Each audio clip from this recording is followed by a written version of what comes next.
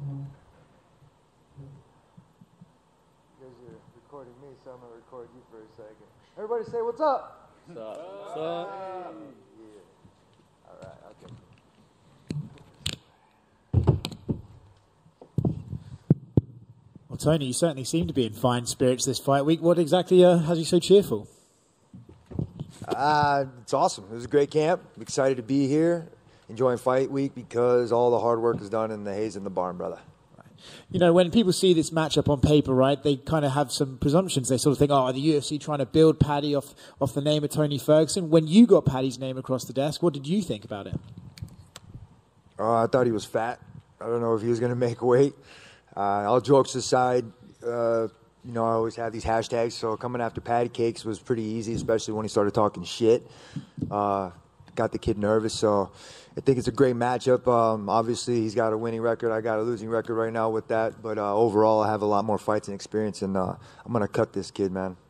You know, we see these prospects come and go in this sport, right? And some of them, you know, they hit the stage, you think, wow, this guy's real special. And other them, they kind of stumble and maybe their skills don't match the hype. When you look at Paddy as a prospect, what do you think of him and his ability in the cage? He's a fighter, and he's in my way.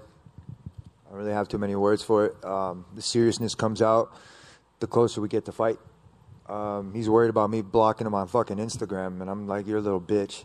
It's like, if you're going to talk fucking shit, man up and fucking keep your balls between your legs. Don't drop them like a little bitch. He actually said about that earlier today when he was here that you might be the sensitive one if you're the one blocking him on Instagram. I just didn't want to see his bullshit. I know he's all about the YouTube and all the other things, and he's got his fucking wigs and a crowd and everything. I'm not here to fucking have fun. I might have did that before, like, you know, taking some chances, giving these fighters like an alley-oop to where they're at right now. But I'm not fucking around anymore. Like, I can point and prove that through my team. I don't have to show anybody anything. But when, after a session, when everybody's clapping, it's not because they're doing it to try to hype you up. Or when you're cracking pads and everybody's like, what the fuck? Like, holy shit, this is different kind of sound. And the other day, I had to tell somebody, shut the fuck up, because they were being really loud when I was doing my Brett Okamoto interview, and they came in the room and they said, well, you could be a little bit more nice. And I said, fuck you. I'm not here to be everybody's friend. I'm not here to give hugs to everybody. I'm not here to do that shit no more. I had, you know, Chief Goggins, I got my other teammates, and I have my other trainers that really help center my shit. And if you're not my wife and my kids or my team, I'm going to say fuck off. I'm here until after the fight, and then you guys can be nice. I'll be nice. I saw Mr. Goggins in your corner. How has it been training with him? What did you make of the reaction to your training with him, and how excited are you to have him as part of your team? Shit. On the reality part, it was hard as fuck. One of the hardest things I've done in my life. I'm glad I did it. To be real, I didn't know what Chief was about. I really didn't. But I kept in really contact with him. I knew that I needed to do it. And I showed up, no questions asked. No bullshit. It was always, yes, sir, yes, coach. And it didn't matter what time it was or what we had to do. No questions. No how many are we doing. No how long are we going to go. No whatever. I was saying to my team, it was like the only question I had was to the menu, looking at the menu to myself, was like, what can I eat to keep the food down?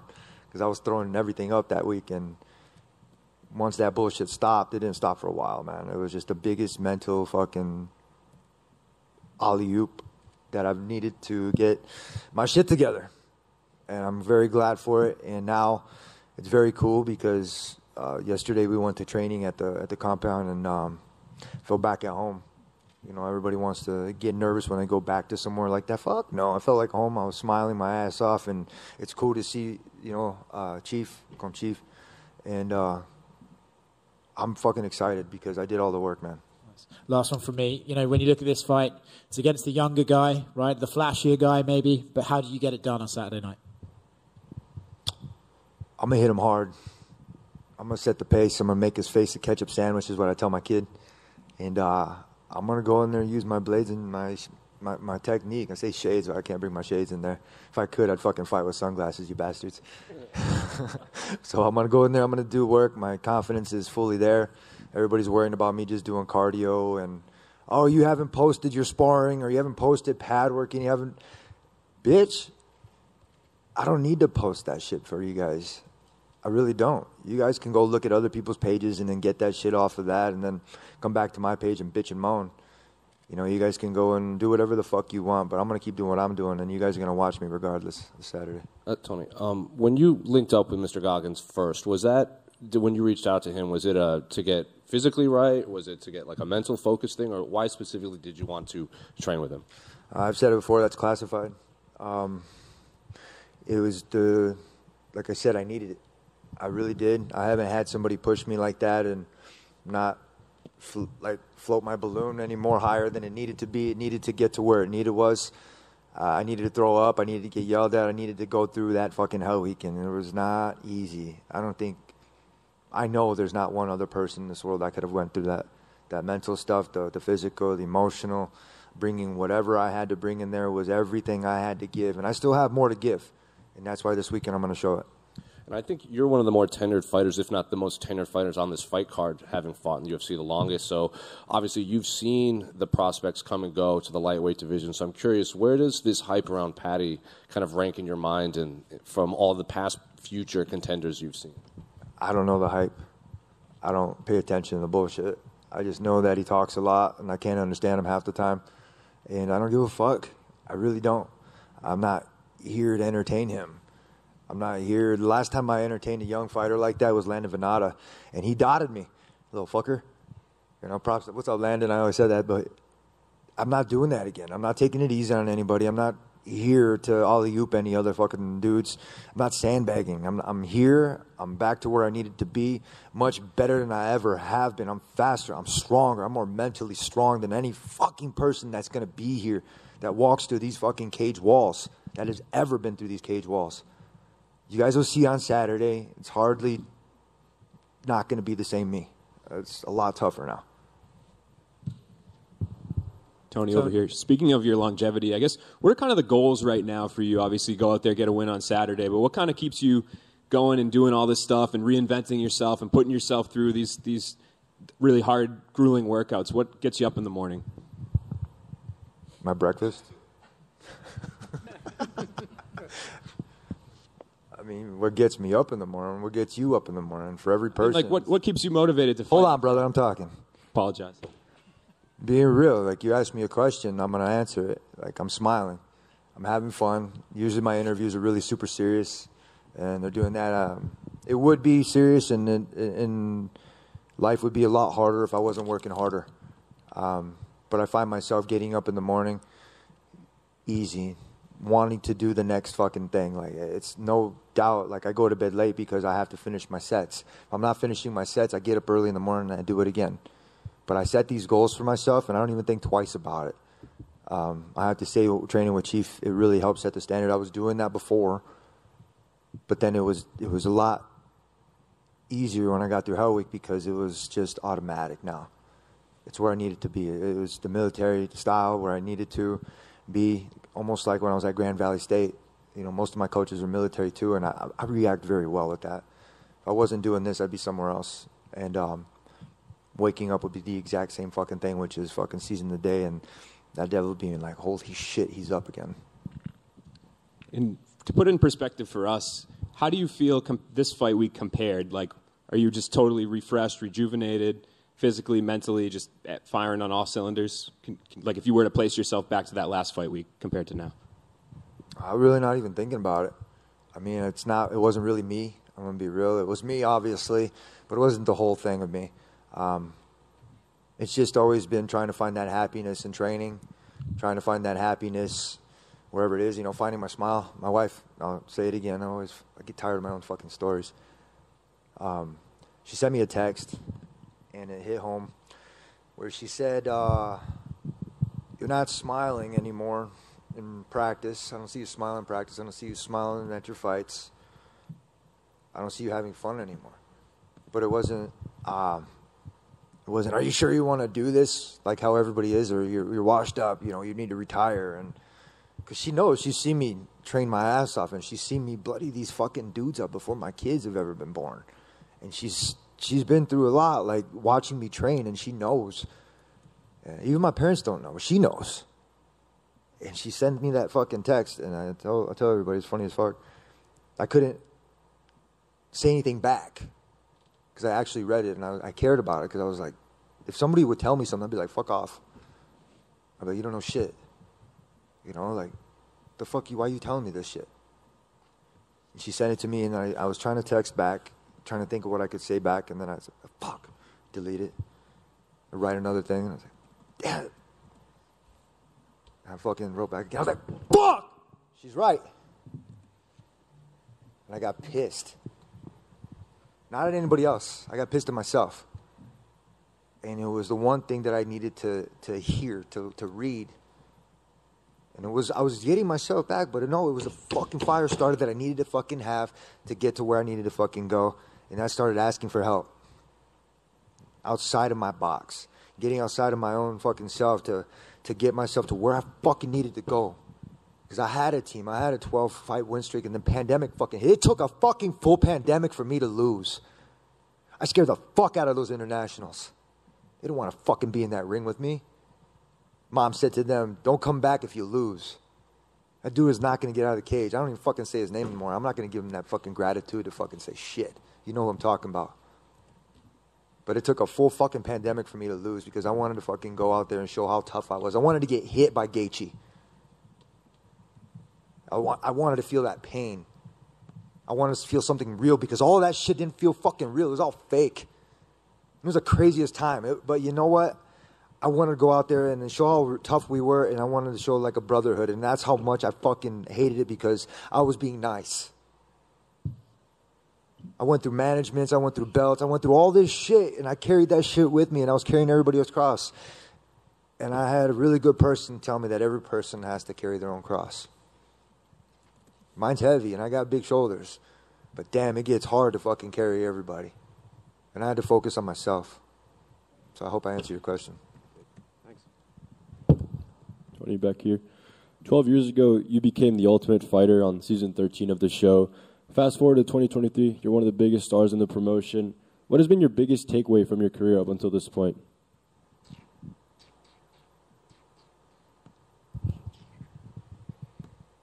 How deadly I can be. Control chaos. How fully violent I can be with this stuff.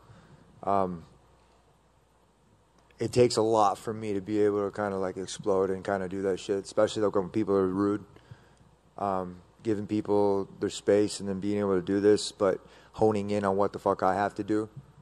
Like I said, I had somebody explain to me, Chief, a lot of things, and set some prerogatives and right in place where I had to focus on what I was doing for here.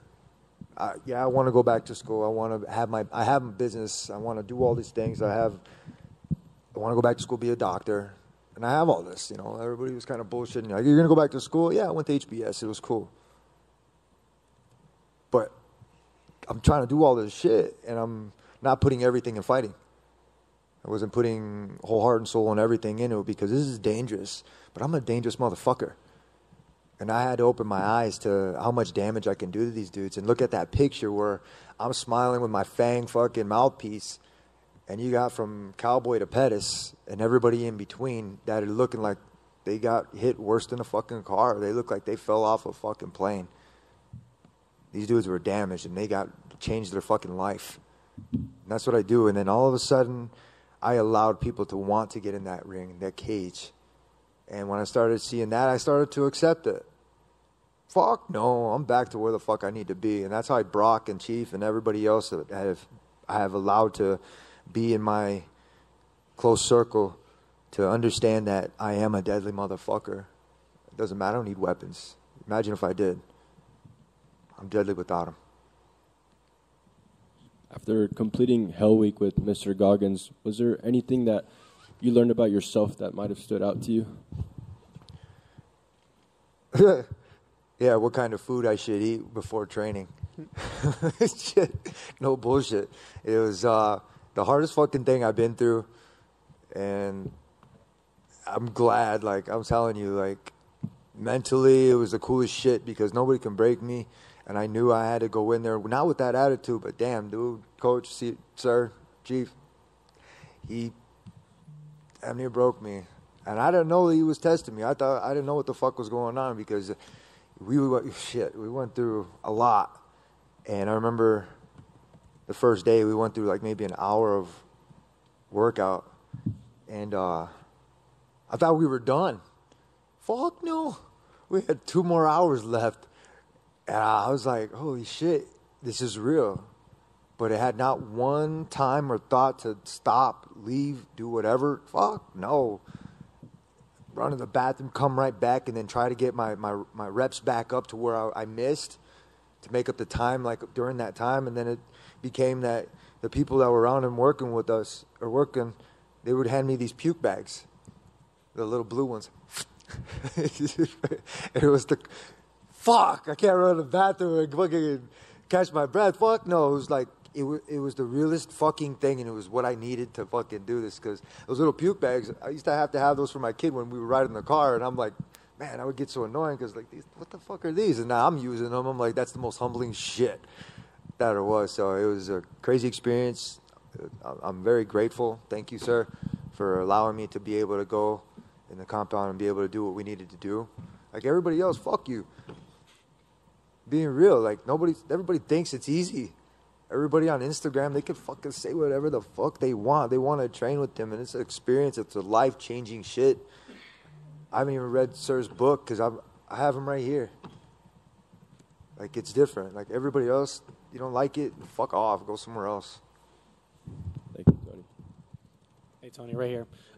Speaking of Chief, as going through your training and everything like that, he's very well known for some of the quotes from "They don't know me, son" to "Who gonna carry the logs," and also talking to John Jones of, you know, where his world ends, yours begins.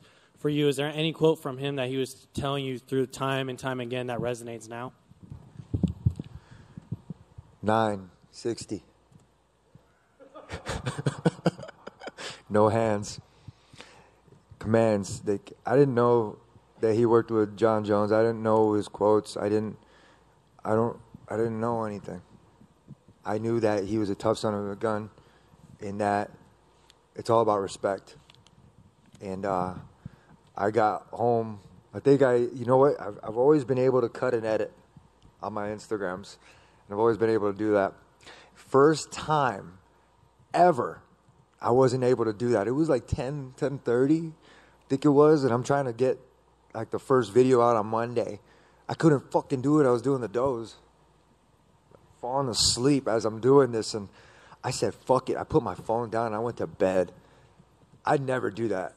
Never fucking do that. I was spent, and I didn't know this till after. So it was like, she was like, he's done. He's done. They were planning the rest of their week, and then the next morning I got life. He comes in, ready, Tony? Yes, sir. Let's go. Got ready, did everything we had to do, and then we got back out on the field and did it. I also want to ask, too, off of that visceral reaction. Oh, yeah, wait. One more thing. Hold on. Wait, I'm not going to say hold on, brother. But then it was the funniest shit because every time I would go to sleep, I would wake up like super fast. Like it was just like thinking like, you know, I was still training. And I get home and my wife was like, last night you woke up like really fast and you said something. And I was blurting out numbers. And these are the commands and numbers that we had to do when we were doing like bike. Like one of my training partners did only, how many minutes did he do? 3 minutes. I would do, I don't know, how many minutes did I do on the bike? And he was done. I won't say names, man, but it was like the craziest shit. So I remember sleeping and I punched the air like, 60! Where am I at? Like, and now, that's real.